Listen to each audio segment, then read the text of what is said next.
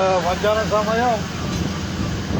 సమయం తెనాలి రావికంపాడు పట్టిపోల ఐలవరం ప్రయాణంలో మనం పెదరావూరు దాటాం.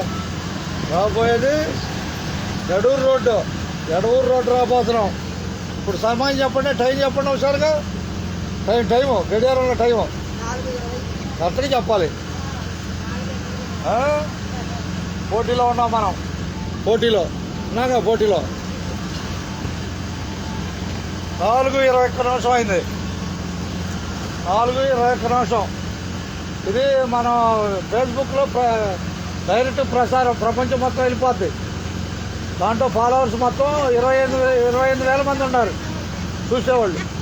అంటే డైరెక్ట్ చూడపోవచ్చు, తర్వాత చూస్తారు. అమెరికాలో ఉన్నవాళ్ళు ఎప్పుడూ రాలేరు కాబట్టి ప్రతిరోజు ఇండియా వచ్చినట్టు ఒక ఫీలింగ్.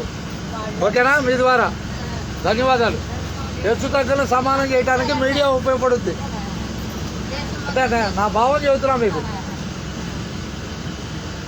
నన్ను ప్రయాణికులు అనుసరిస్తూ అభిమానిస్తున్నారు, అందుకని ఈ పని చేయగలుగుతున్నాను. ఉన్నట్టు చెబుతున్నా.